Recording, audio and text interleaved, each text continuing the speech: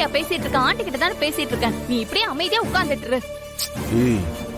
இங்க பாரு, நீ எனக்கு சொல்லி தரணும்னு அவசியம் எதுவுமே கிடையாது. ஏம்மா தாயே, செத்த நேரம் நீ கம்முன்னு இரு, ஒன்னும் சொல்லாத.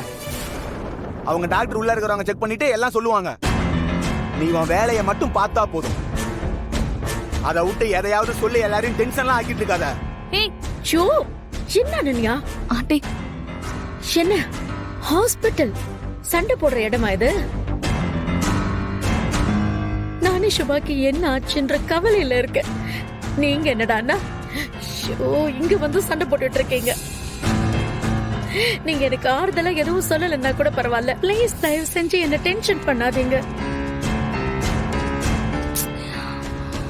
பத்மா, அதான் ஹாஸ்பிட்டல் கூட்டிட்டு வந்துட்டோம்ல, கவலைப்படாதம்மா. இதுக்கப்புறம் எல்லாத்தையும் டாக்டர்ஸ் பார்த்துப்பாங்க.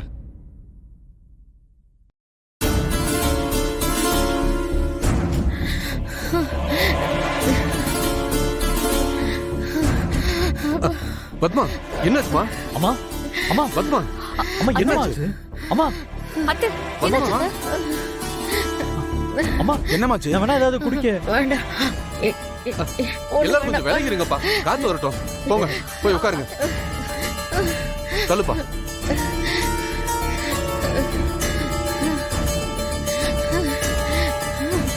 பத்மா, வா டாக்டர் பார்த்துட்டு வந்துடலாம்.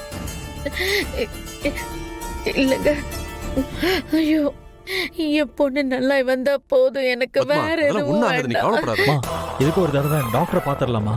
வேண்டாம், எனக்கு எந்த பிரச்சனையும் இல்ல.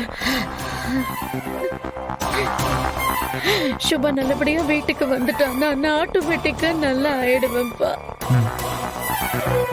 கடவுளே, சுபா கர்ப்பமா இருக்கிற விஷயம் எக்காரணத்தை கொண்டு யாருக்கும் தெரிஞ்சிடக்கூடாது. ஆனா டாக்டர் செக் பண்ணாங்கன்னா கண்டிப்பா சுபா கர்ப்பமா இருக்கிற விஷயம் தெரிஞ்சிடும். அது மட்டும் இல்லாம அத்தை கிட்டே அவங்க சொல்லிருவாங்க.